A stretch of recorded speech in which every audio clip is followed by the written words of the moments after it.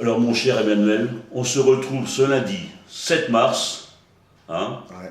hier les matchs, Ouais. hein, les pronostics vendredi. Ouais. Alors on va voir si tes pronostics étaient bons. Bah écoute, j'ai pas l'impression. T'as pas l'impression? Je crois que le premier flop, je vais me le mettre à moi, ouais. Tu vois. Allez, on commence par, certainement le premier flop, c'est du côté de Clermont.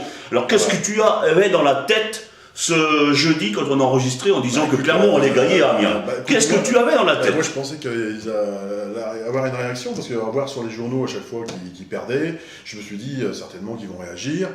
Ils ont fait un très bon match contre la ville. Ouais. Et puis Mais là, j'étais dans le positif pour eux. Voilà. Mais là 6-0. 6-0. Mais ils ont fait une très bonne première mi-temps. Quand on voit l'article du Courrier Picard, l'article qui est signé Émile Foratier, qui est intitulé quand même Clermont coule à Amiens. Et on voit que dans cet article, en première mi-temps, ils ont fait le jeu égal. Voilà. Mais 6 buts, c'est. Mais c'est peut-être dû aussi à l'expulsion de Lionel Mangiada à la 42e minute.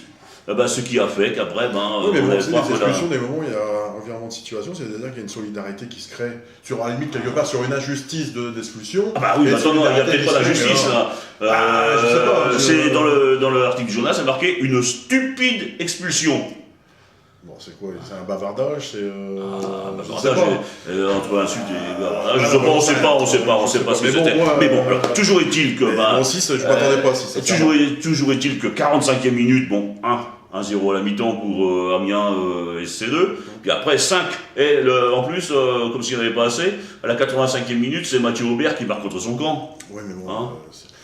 Là, je crois qu'il y a un réel problème. Alors bon. Alors, maintenant, tu vas être clair, mon cher Emmanuel. J'aime bien ta franchise et aujourd'hui, tu vas être aussi franc que d'habitude. Oui. Tu es président d'un club comme ça. Oui. 11 matchs sans victoire, une défaite 6-0. Qu'est-ce que tu fais? Déjà, moi, je fais une réunion avec tous les joueurs. Je mets leur bilan sur la table. Puis je leur demande qu'est-ce qu'ils veulent faire. Parce qu'aller chercher les jeunes, parce que souvent dans des clubs comme ça, il y a des jeunes derrière, puis on dit on va remplacer les jeunes parce que d'un moment, il n'y a plus rien à perdre. Ouais. Ils sont derniers, ils commencent à décrocher avec les. Devant nos gens perdus, il reste à 2 points. Oui, mais c'est quand même 4 équipes minimum qui vont descendre de DH. Le 5e ou le 6e au-dessus, il est quand même assez. La 11e place qui est occupée par Camon, ils sont à 7 points. Ah ouais, donc ça fait quand même pas mal à aller chercher. Moi je crois que je n'ai pas de solution à donner à M. Lenoir, mais bon, une réunion s'impose. Je ne sais pas, peut-être qu'ils l'ont déjà provoqué. Les entraîneurs, ils ont peut-être leur mot à dire. Est-ce qu'il y a une bonne entente entre les deux? Est-ce que les joueurs sont divisés? Autour de il y aura un petit peu de tout ça. Autour du Clermontois, on parle beaucoup de ce genre de choses. Ouais. Maintenant, on n'a jamais eu une réponse claire et nette. Par contre, les résultats, eux, ils sont clairs et nets. C'est qu'ils sont derniers, ils n'ont pas gagné de match. 11 défaites, 11 matchs sans victoire. Et là, il a 6 buts.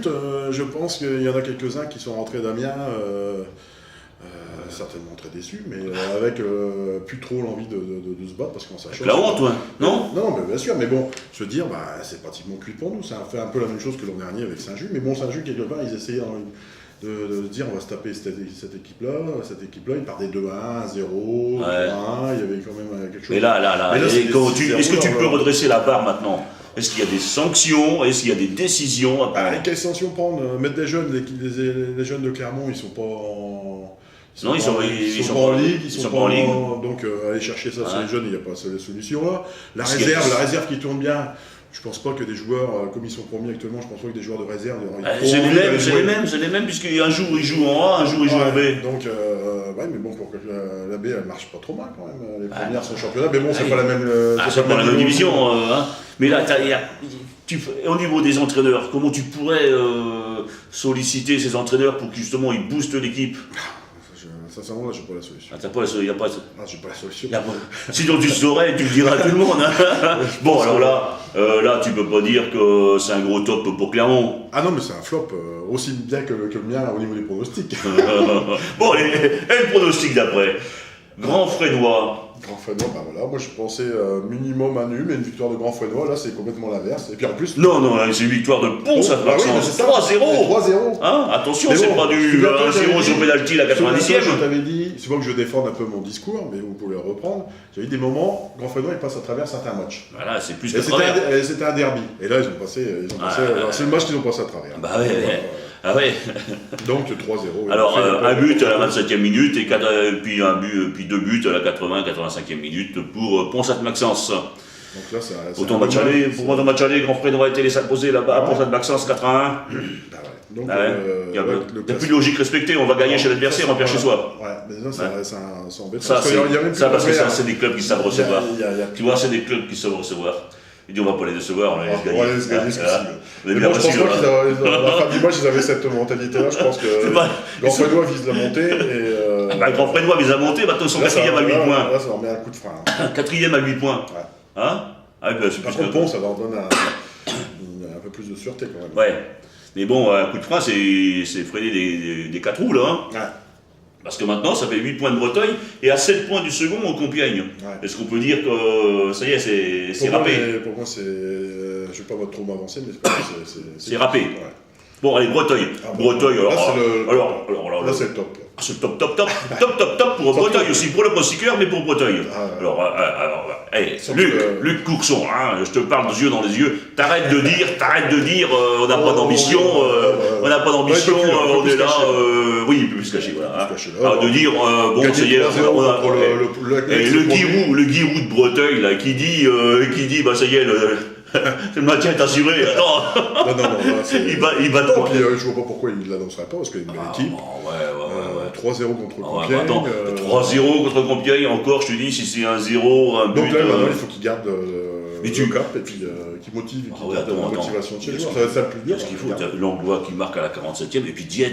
Tu te rappelles de Diez? Il a été à Etouy et Mouy, tout ça. 49e et 57e. Au début d'année, il n'était pas à Saint-Maximin? Je crois qu'il était à Saint-Maximin l'an dernier, ou même au début de saison. En tout cas, c'est une bonne recrue. Alors maintenant, ils sont premiers avec 1 point d'avance sur Compiègne et 5 sur le 3e chez Bruyères. Ah non, mais moi, ce groupe-là, pour moi, c'est fait. Pour moi, c'est fait. Ouais. Ce sera ces 2 équipes. Sauf revirement de. Baisse de cadence. Bon, alors, Luc, maintenant, cache plus ton jeu. Ça ne sort plus masqué. Allez.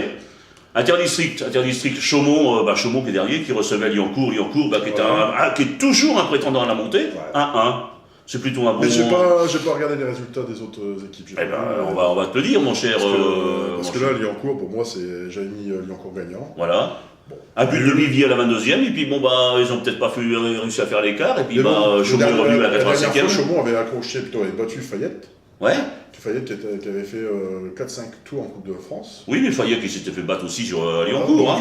C'est pas étonnant que Liancourt reste second, 34 points, 3 points derrière Doullens. Doullens qui a fait match nul. Match nul à Sacré-Pin. Liancourt qui a égalité avec Frénois, qui est allé vaincre la Montois. Et Frénois, c'est le Frénois de... Frénois le Grand, du chanteur avec ses bottes, là. Ouais. Voilà. Bon, dans ce groupe-là, on a un bon résultat de Conti. Conti, c'est une équipe, Conti, c'est une équipe que j'aime bien, et qui joue bien et tout, et qui est vainqueur de Fayette 2-0, et qui sont 4e avec 33 points. C'est un groupe qui est encore ouvert. Qui est encore ouvert. Là, donc rien de perdu pour Liancourt. Je n'aurai pas de pronostic à émettre sur ce groupe-là. Ouais, peut-être quand même que devant Doullens, 3 points d'avance sur le second. Ouais. Mais bon, 3 points, ça reste que 3 points.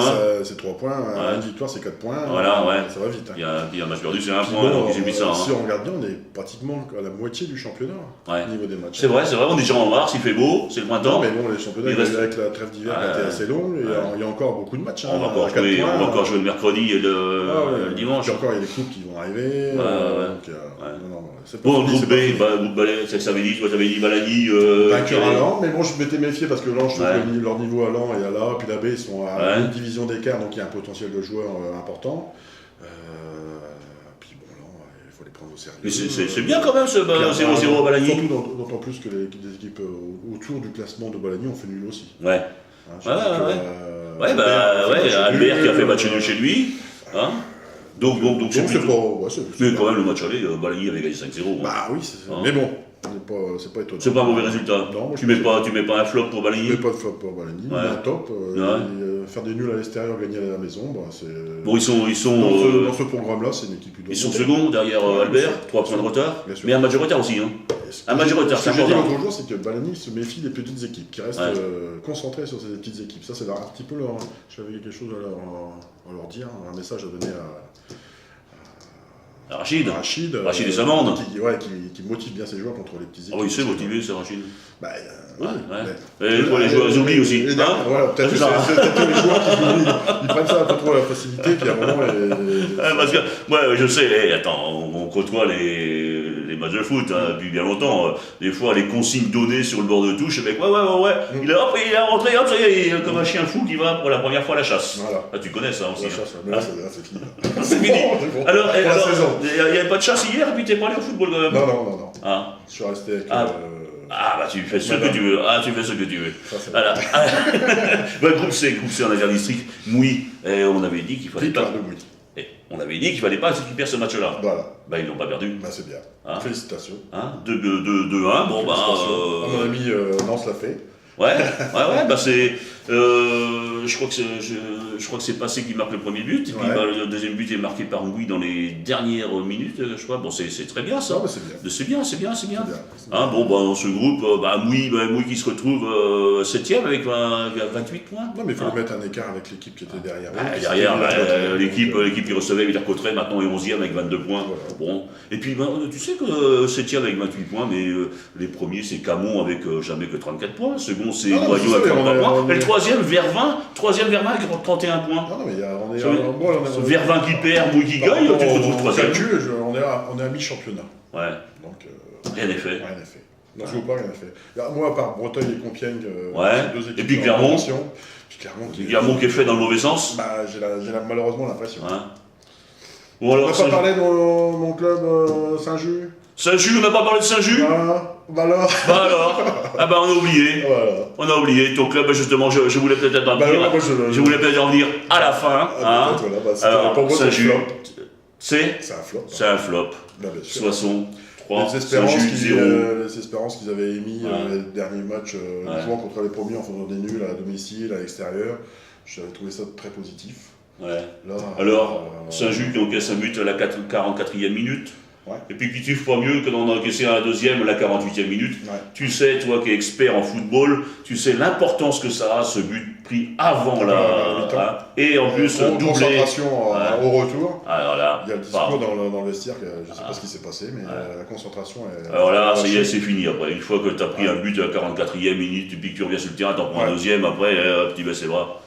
Bon, Saint-Just, Soissons est second derrière Herm. Ouais. Herm, on souligne, Herm, salut Stéphane. Herm qui marche bien, qui marche bien. Bon, cette année, s'il n'y a pas d'embrouille, on va dire, s'il n'y a pas d'embrouille administrative, sur le terrain, vous êtes là, les gars. Bon, allez, Saint-Just, 10e avec 22 points. Ils ont dans leur malheur, ils ont la chance que les équipes de derrière. Aulnon battu 7-1 à Senlis. Et puis, Saint-Maximin battu chez lui 1-0 par Herm. Donc ils ont la chance que les équipes derrière perdent. Oui, mais parce que là, ça devient ennuyeux. Ils ont plus que 4 points d'avance sur Péronne. Ouais, mais parce que Péronne a fait match nul à Saint-Quentin. Tu n'aurais pas parié ça non plus, toi? Non. Alors là, c'est une surprise. Mais Saint-Quentin, ça fait 2-3 matchs qui sont plus dedans. Si Péronne commence à faire des matchs nuls chez les mieux classés, non, mais moi, rien n'est fait. J'espère que M. Brocard et la présidente vont réagir. La présidente, elle ne peut plus jouer. Elle m'a dit qu'elle ne pouvait plus jouer la limite d'âge. Mais bon, parce que moi, sincèrement, ce résultat, il m'inquiète. C'est pas. C'est pas parce que mon fils n'était pas dans l'équipe. C'est pas forcément. Mais ce résultat. 3-0, c'est quand même beaucoup. C'est beaucoup. Puis on connaît pas la manière. J'ai vu la présidente tout à l'heure qui m'a dit elle n'était pas au match donc elle peut pas en parler. Mais c'est vrai. Ça fait beaucoup. Est-ce que les joueurs seront motivés? Je l'espère. J'en discuterai. Alors là, on croise les doigts, Saint-Just. Vous sauvez la B, vous sauvez la A, quand même. Pour la B, pour moi, c'est fait. C'est fait. Il risque d'être sauvé. Vous sauvez ça. Mais là. Ce serait bien moche de voir descendre. Non, franchement, il faut. On aurait d'un autre côté, on a Balagny qui risque de monter. On a Liancourt qui est pas mal non plus. Clermont qui va descendre. Et donc avec tout ça. Sacré derby. En perspective. Tout à fait. Pour Saint-Just, il faut qu'il reste. Alors là, il faut que tu sois supporter à Saint-Just. Je vais y aller. Bon, allez, Manu, ça me fait plaisir de te voir. C'est gentil. Et puis la prochaine fois, tu essaies de faire mieux quand même. Je te dis, le premier flop, je le prends pour moi. Donc, j'essaie de faire mieux quand même, parce que ça ne fait pas sérieux. Mais bon, je me suis. pas sérieux avec le Clermont vainqueur. Il en prend 6. Merci Manu. À la prochaine.